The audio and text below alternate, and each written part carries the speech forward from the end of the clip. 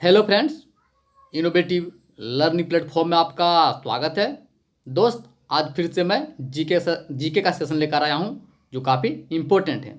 इसमें जितने भी प्रश्न हैं वो काफ़ी इम्पोर्टेंट है सभी एग्जामों के लिए। तो ठीक है दोस्त, जैसा कि आप सभी जानते हैं हमारा जो प्रतिदिन सेशन चल रहा है जीके एवं जीएस का। तो दोस्त, आज जीके का सेशन है। ठीक है दोस्त, तो चलते हैं आज का पहला प्रश्न। भारत में किस स्थान पर डचों ने अपना प्रथम कारखाना स्थापित किया? तो दोस्त, भारत में जिस स्थान पर डचों ने अपना प्रथम कारखाना स्थापित किया दोस्त, वो कहाँ था दोस्त? मछलीपट्टनम। कहाँ दोस्त? मछलीपट्टनम में डचों ने अपना सर्वप्रथम कारखाना स्थापित किया। कहाँ दोस्त? केरल का जो मछलीपट्टनम तट था वहीं पर उन्होंने प्रथम कारखाना स्थापित किया। दोस्त, डच भारत कब आए थे? तो दोस्त, डच जो भारत आए थे वो कब आए थे? 1602 में। कब दोस्त? 1602 में डच भारत आए। तो आप ध्यान रखिएगा। साथ ही दोस्त, सर्वप्रथम भारत आने वाला पुर्तगाली कौन थे? तो दोस्त, सर्वप्रथम जो भारत आने वाला विदेशी जो थे वो थे पुर्तगाली। कौन थे दोस्त? पुर्तगाली। सेकेंड में पूछा जाए, सेकेंड कौन था दोस्त? तो वो था ब्रिटिश। बात की जाए दोस्त, थर्ड कौन था? तो वो थे डच। और जो फोर्थ नंबर पर आए थे वो थे फ्रेंच। तो आप ध्यान रखिएगा, प्रथम में पुर्तगाली, सेकेंड में अंग्रेज, थर्ड में डच, और जो चौथे नंबर पर थे वो कौन थे दोस्त? वो थे फ्रेंच। बात की जाए कि जो पुर्तगाली थे वो भारत कब आए थे? तो वो दोस्त आए थे 1498 में। कब दोस्त? 1498 में। बात की जाए ब्रिटिश, वो कब आए थे? 1600 में। कब दोस्त? 1600 में। बात की जाए डच, तो डच कब आए थे? डच आए थे 1602 में। कब दोस्त? 1602 में। अब बात की जाए फ्रेंच, तो वो आए थे 1664 में। आप ध्यान रखिएगा। अब प्रथम पुर्तगाली भारत आने वाला कौन था दोस्त? वो था वास्को डी गामा, की जैसा आप सभी जानते हैं भारत का खोज उन्होंने ही किया है। भारत का खोज किसने किया दोस्त? वास्को डी गामा ने। कब दोस्त? 1498 में। तो आप इतना फैक्ट ध्यान रखिएगा। तो इसका आंसर क्या है दोस्त? मछलीपट्टनम। ठीक है दोस्त, चलते हैं प्रश्न नंबर 2। भारत में सविनय अवज्ञा आंदोलन किसके द्वारा साथ शुरू हुआ? तो दोस्त, भारत में सविनय अवज्ञा आंदोलन जो शुरू हुआ, ये किसके साथ शुरू हुआ दोस्त? ये हुआ दांडी मार्च के साथ। किसके साथ दोस्त? दांडी मार्च। आप ध्यान रखिएगा, भारत में सविनय अवज्ञा आंदोलन जो शुरू हुआ था ये हुआ था दांडी मार्च के साथ। कब हुआ दोस्त? 1930 में। जैसा कि आप सभी जानते हैं 1930 में महात्मा गांधी ने इसका नेतृत्व किया था। तो आप ध्यान रखिएगा, भारत में सविनय अवज्ञा आंदोलन किसके साथ शुरू हुआ? दांडी मार्च के साथ। तो इसका आंसर क्या है दोस्त? दांडी मार्च। ठीक है दोस्त, चलते हैं प्रश्न नंबर 3। भागवत गीता का अंग्रेजी में अनुवाद सर्वप्रथम किसने किया?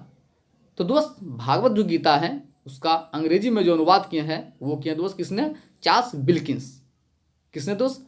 चार्ल्स जो विल्किंस थे उन्होंने ही भागवत गीता का अंग्रेजी में अनुवाद किया था। तो आप ध्यान रखिएगा, भागवत गीता का अंग्रेजी में अनुवाद किसने किया? Charles Wilkins. तो इसका आंसर क्या है दोस्त? Charles Wilkins. ठीक है दोस्त, चलते हैं प्रश्न नंबर 4। किस भारतीय शासक ने अपने दूतावास आधुनिक तर्ज पर विदेशों में स्थापित किया? तो दोस्त, जो मैसूर के सुल्तान थे टीपू सुल्तान, जो मैसूर के शासक थे टीपू सुल्तान, उन्होंने ही अपने दूतावास आधुनिक तर्ज पर विदेशों में स्थापित किया।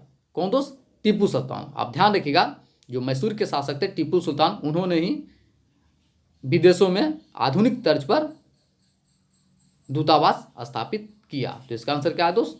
टीपू सुल्तान। जैसा कि दोस्त आप सभी जानते हैं, जो चौथे आंग्ल मैसूर युद्ध हुआ था उसी में टीपू सुल्तान की मृत्यु हुई थी। कब दोस्त? 1799 में जो युद्ध हुआ था, 1799 में जो युद्ध हुआ था आंग्ल मैसूर युद्ध, चौथे आंग्ल मैसूर युद्ध में टीपू सुल्तान का युद्ध में लड़ते हुए देहांत हो गया। तो आप ध्यान रखिएगा, टीपू सुल्तान की मृत्यु कब हुई थी दोस्त? 1799 में। किस युद्ध में दोस्त? चौथे आंग्ल मैसूर युद्ध में। ठीक है दोस्त, चलते हैं प्रश्न नंबर 5। सोम प्रकाश समाचार पत्र का शुरुआत किसने किया? तो दोस्त, सोम प्रकाश समाचार पत्र का शुरुआत जिन्होंने किया दोस्त वो कौन थे? ईश्वरचंद्र विद्यासागर। कौन थे दोस्त? ईश्वरचंद्र विद्यासागर जो थे उन्होंने ही सोम प्रकाश समाचार पत्र का शुरुआत किया था। तो अब ध्यान रखिएगा, सोम प्रकाश समाचार पत्र का शुरुआत किसने किया? ईश्वरचंद विद्यासागर। साथ ही दोस्त इनके जो कुछ इंपॉर्टेंट नाम से जुड़े हैं ये, जैसे कि हिंदू विधवा पूर्ण विवाह के सहयोग जो थे, उन्होंने ही अपना योगदान दिया था ईश्वरचंद विद्यासागर ने। अब ध्यान रखिएगा, हिंदू विधवा पूर्ण विवाह में इनका काफ़ी योगदान था, तो अब ध्यान रखिएगा। ठीक है दोस्त, तो सोम प्रकाश समाचार पत्र का शुरुआत किसने किया? ईश्वरचंद विद्यासागर। तो इसका आंसर क्या है दोस्त? ईश्वरचंद विद्यासागर। ठीक है दोस्त, चलते हैं प्रश्न नंबर 7। प्रश्न नंबर 6, 1927 का साइमन कमीशन का बहिष्कार करने का मुख्य उद्देश्य क्या था? तो दोस्त जो 1927 में साइमन कमीशन आया था, तो इसका भारतीयों ने बहिष्कार किया।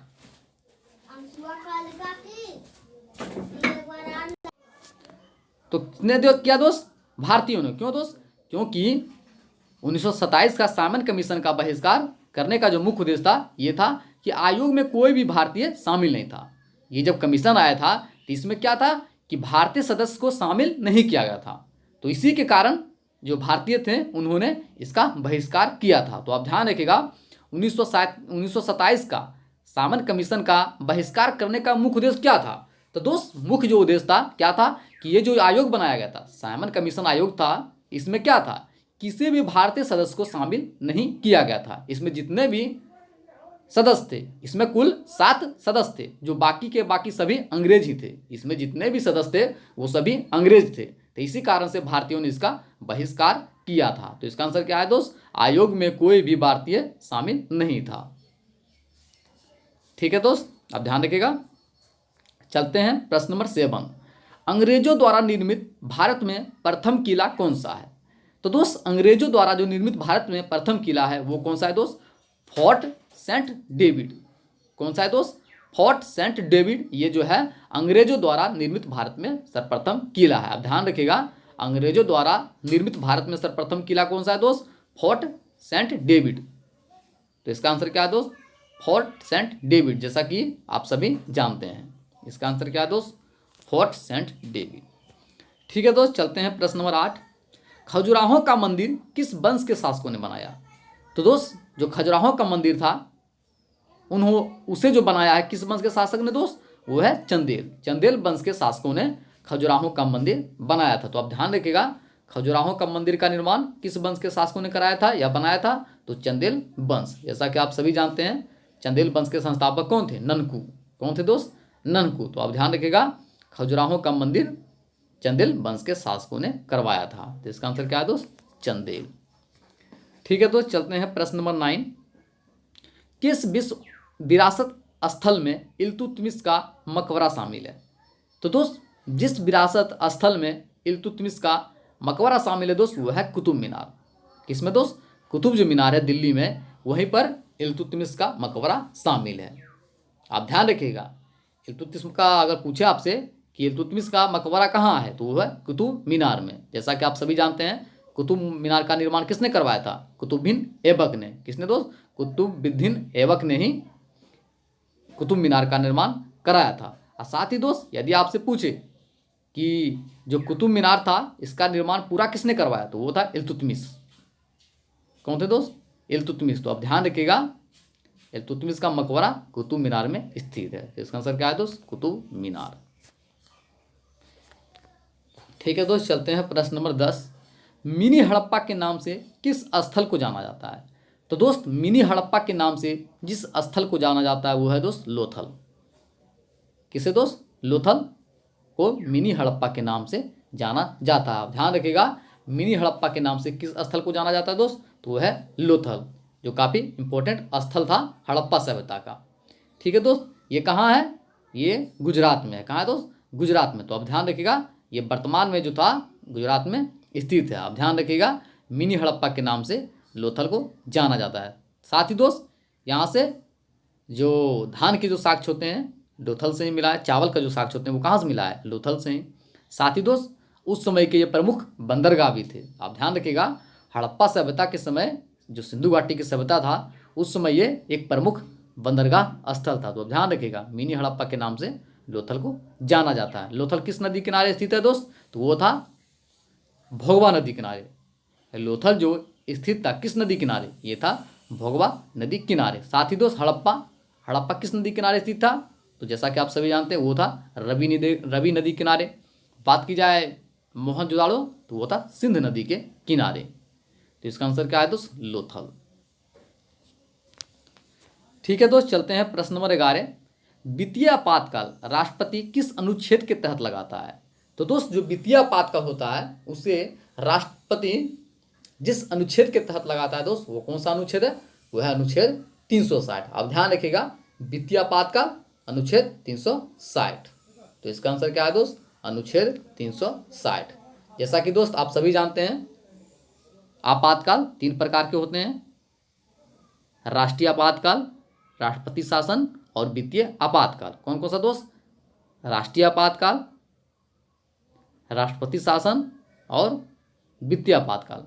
राष्ट्रीय आपातकाल किस अनुच्छेद के तहत लगाया जाता है, तो दोस्त 352 के तहत राष्ट्रीय आपातकाल, राष्ट्रपति शासन को 356 के तहत और वित्तीय आपातकाल जैसा कि आप सभी जानते हैं 360 के तहत। इसे लगाता है कौन, राष्ट्रपति। तो आप ध्यान रखिएगा, वित्तीय आपातकाल अनुच्छेद 360 के तहत वर्णित है। ठीक है दोस्त, चलते हैं प्रश्न नंबर 12। भारतीय राष्ट्रपति को ले जाने वाले किसी भी विमान का कॉल साइन क्या है। तो दोस्त भारतीय जो राष्ट्रपति होते हैं उसे ले जाने वाले किसी भी विमान का जो कॉल साइन होता है दोस्त, वो क्या होता है, एयर इंडिया।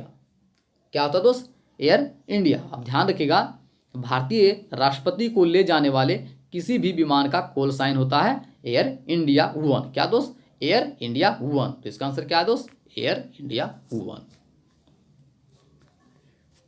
ठीक है दोस्त, चलते हैं प्रश्न नंबर 13। न्यायिक सक्रियता ने किसकी शक्ति और क्षमता को बढ़ाया है।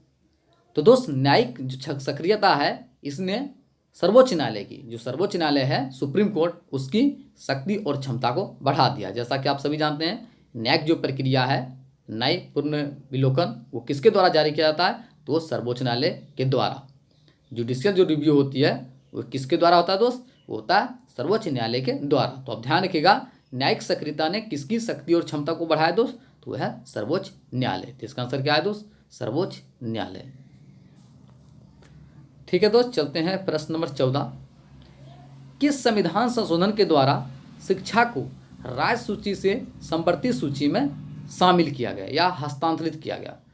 तो दोस्त जिस संविधान संशोधन के द्वारा शिक्षा को राज्य सूची से संवर्ती सूची में शामिल किया गया या हस्तांतरित किया गया दोस्त, वो कौन सा संशोधन है दोस्त, वो है 42वां संशोधन। जैसा कि आप सभी जानते हैं, 42वां संविधान संशोधन कब आया था दोस्त, 1976 में। आप ध्यान रखिएगा, 42वां जो संविधान संशोधन है ये 1976 में लाया गया। इसी संशोधन के तहत शिक्षा को राज्य सूची से संवर्ती सूची में शामिल किया गया। शिक्षा जो था पहले ये राज्य सूची का विषय था, परंतु 1976 में 42वां संविधान संशोधन के तहत संवर्ती सूची में डाला गया। संवर्ती सूची क्या होता है दोस्त, जिस पर राज्य एवं केंद्र दोनों अपना कानून बना सके।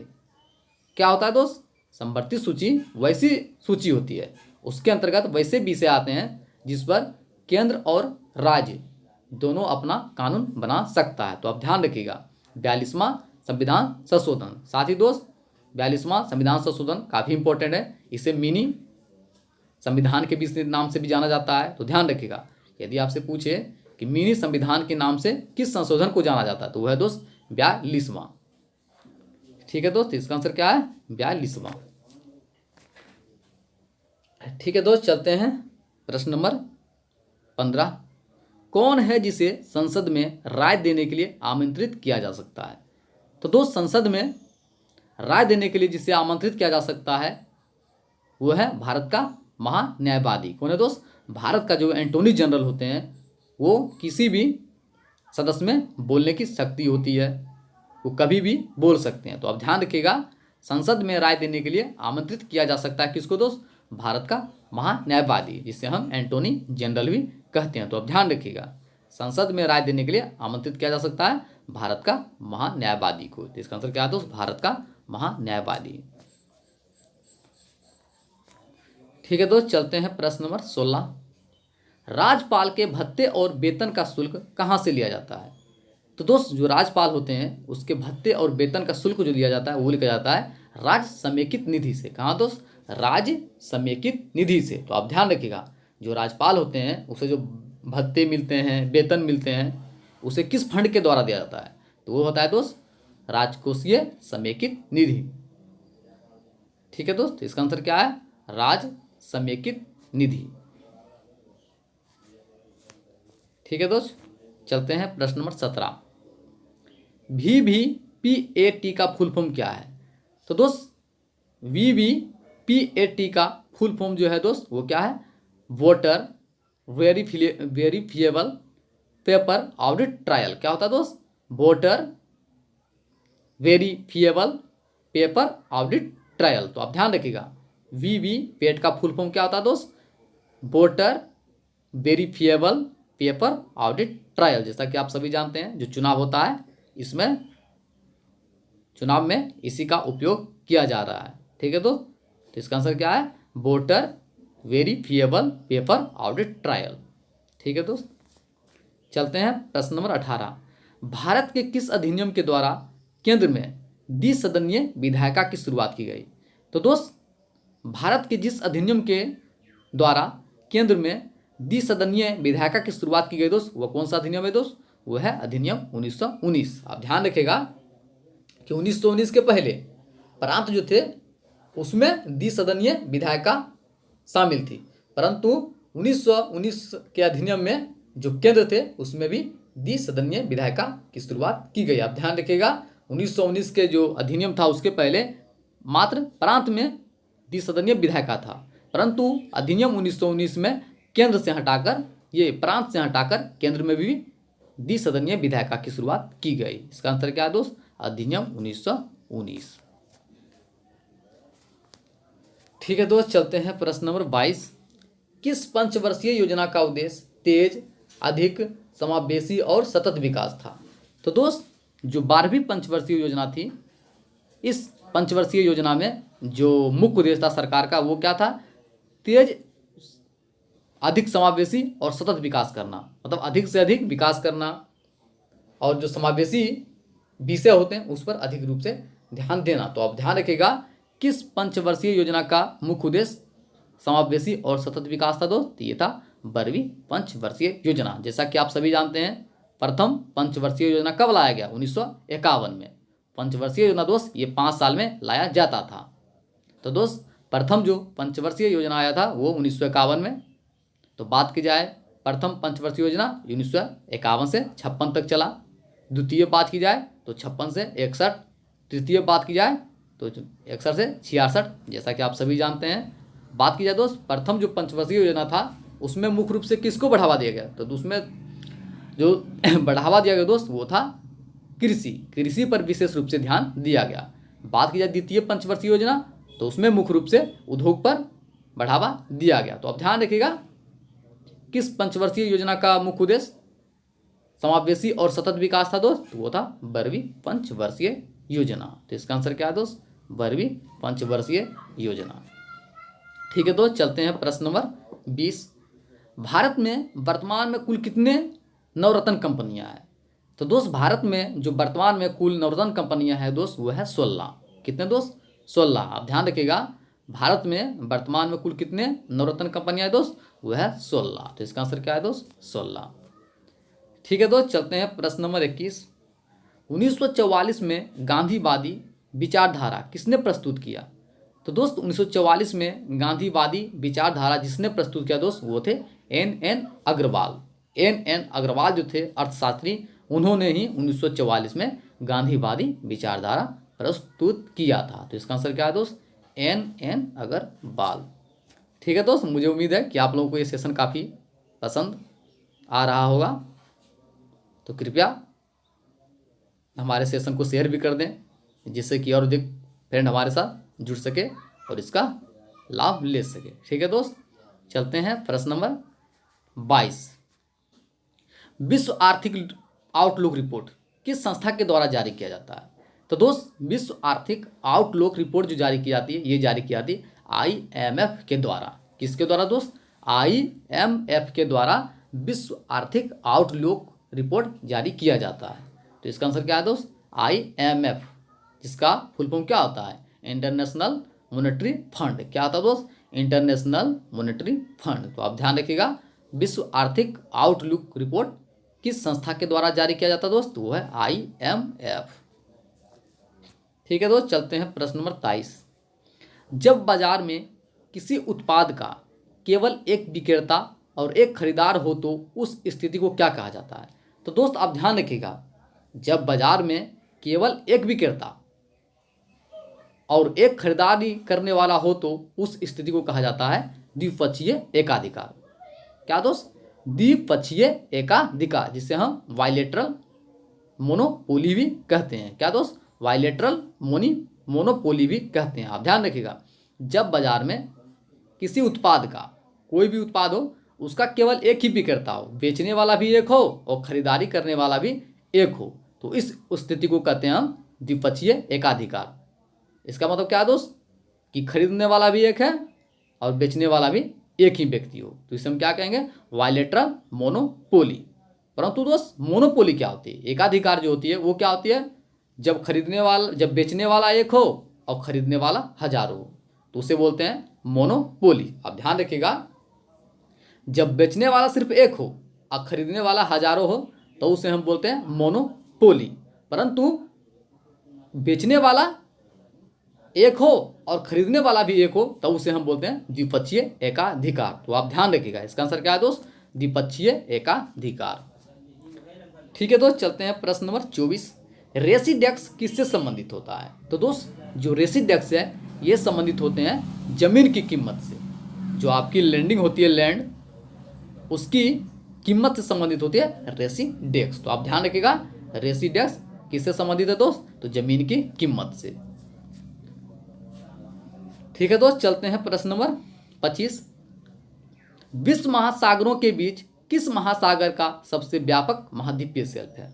तो दोस्त जितने भी महासागर हैं उसके बीच जो सबसे अधिक व्यापक महाद्वीपीय शेल्फ है दोस्त वो है आर्कटिक महासागर। किसका दोस्त? आर्कटिक महासागर का सबसे अधिक महाद्वीपीय शेल्फ है। आप ध्यान रखिएगा, जितने भी महासागर है उनमें से जो सबसे व्यापक महाद्वीपीय शेल्फ है वो है आर्कटिक महासागर। इसका आंसर क्या है दोस्त? आर्कटिक महासागर। ठीक है दोस्त, चलते हैं प्रश्न नंबर 26। भागीरथी और अलकनंदा नदियों का मिलन स्थल कौन सा है? तो दोस्त भागीरथी और अलकनंदा जो नदी हैं उसका मिलन स्थल कौन सा है दोस्त? वो है देवप्रयाग। देवप्रयाग में दोनों नदियां आकर आपस में मिलती है। तो जिस स्थान पर दोनों नदियां आकर मिलती है उस स्थान को कहते हैं देवप्रयाग। तो आप ध्यान रखिएगा, भागीरथी और अलकनंदा नदियों का मिलन स्थल कौन सा है दोस्त? वो है देवप्रयाग। इसका आंसर क्या है दोस्त? देवप्रयाग। ठीक है दोस्त, चलते हैं प्रश्न नंबर 27। विश्व के कितने भूभाग पर उष्णकटिबंधीय वर्षावन पाया जाता है? तो दोस्त विश्व के जो भूभाग पर उष्णकटिबंधीय वर्षा पाई जाती है दोस्त वो है 7%। आप ध्यान रखिएगा, विश्व के कुल 7% पर उष्णकटिबंधीय वर्षा पाई जाती है। तो इसका आंसर क्या है दोस्त? 7%। ठीक है दोस्त, चलते हैं प्रश्न नंबर 28। नागा, खासी और गारो पहाड़ियाँ किस क्षेत्र में पाई जाती है? तो दोस्त नागा, खासी और गारो पहाड़ियाँ ये जिस क्षेत्र में पाई जाती है दोस्त वो है पूर्वांचल रेंज। कहाँ दोस्त? पूर्वांचल रेंज। आप ध्यान रखिएगा, पूर्वांचल रेंज में नागा, खासी और गारो पहाड़ियाँ जो पाई जाती है वो है पूर्वांचल रेंज। कहाँ दोस्त? पूर्वांचल रेंज। तो आप ध्यान रखिएगा, नागा, खासी और गारो पहाड़ियाँ किस क्षेत्र में पाई जाती है दोस्त? पूर्वांचल रेंज। साथ ही दोस्त नागा, खासी और गारो ये क्या है? ये जनजातीय भी हैं। ये जनजातीय है कहाँ के दोस्त? मेघालय के। तो आप ध्यान रखिएगा, नागा, खासी और गारो जो है ये जनजाति भी है मेघालय का। तो इसका आंसर क्या है दोस्त? पूर्वांचल रेंज। ठीक है दोस्त, चलते हैं प्रश्न नंबर 29। ओस्लो किसकी राजधानी है? तो दोस्त ओस्लो नॉर्वे की राजधानी है। कहाँ की दोस्त? नॉर्वे। आप ध्यान रखिएगा, ओस्लो जो है किसकी राजधानी है दोस्त? यह है नॉर्वे। जैसा कि आप सभी जानते हैं, जो नोबेल में जो शांति पुरस्कार दिया जाता है वो कहाँ दिया जाता है? वो दिया जाता है ओस्लो में ही। कहाँ दोस्त? ओस्लो में ही नोबेल का शांति पुरस्कार दिया जाता है। ठीक है दोस्त, तो नॉर्वे की राजधानी है ओस्लो। तो इसका आंसर क्या है दोस्त? नॉर्वे। ठीक है, तो चलते हैं प्रश्न नंबर 30 और आज का अंतिम प्रश्न। The great Himalayan national park किस राज्य में स्थित है? तो दोस्त the great Himalayan national park जिस राज्य में स्थित है दोस्त वह है हिमाचल प्रदेश। आप ध्यान रखिएगा, हिमाचल प्रदेश में the great Himalayan national park स्थित है। तो दोस्त इसका आंसर क्या है? हिमाचल प्रदेश। ठीक है दोस्त, और जितने भी इंपॉर्टेंट नेशनल पार्क हैं वो भी ध्यान रखिएगा, जैसा कि काजीरंगा नेशनल पार्क ये कहाँ है? ये असम में है। बांदीपुर नेशनल पार्क ये कहाँ है? कर्नाटक में है। बांधवगढ़ नेशनल पार्क ये कहाँ है? ये मध्य प्रदेश में है। पेंच राष्ट्रीय उद्यान ये कहाँ है? ये महाराष्ट्र और मध्य प्रदेश दोनों की सीमा पर है। आप ध्यान रखिएगा, पेंच जो राष्ट्रीय उद्यान है ये कहाँ है? महाराष्ट्र और मध्य प्रदेश के सीमा पर स्थित है। तो जितने भी इंपॉर्टेंट नेशनल पार्क हैं वो ध्यान रखिएगा। तो the great Himalayan national park कहाँ है दोस्त? यह है हिमाचल प्रदेश में। ठीक है दोस्त, मुझे उम्मीद है कि आप लोगों को ये सेशन काफ़ी पसंद आया होगा, क्योंकि जो इसमें जितने भी प्रश्न थे वो काफ़ी इंपॉर्टेंट थे सभी एग्जामों के लिए। ठीक है दोस्त, साथ ही दोस्त मैं बताना चाहता हूँ कि यदि हमारा सेशन आपको पसंद आया हो तो कृपया हमारे चैनल को सब्सक्राइब कर लें, ज़्यादा से ज़्यादा शेयर करें, लाइक करें और कमेंट करें। और जो नए फ्रेंड हैं उन्हें तो मैं अवश्य कहना चाहूँगा कि हमारे चैनल को सब्सक्राइब कर लें, ताकि आप अच्छी तरह से अपना तैयारी कर सकें और एग्ज़ाम में क्वालिफाई हो सकें। ठीक है दोस्त, थैंक यू सो मच।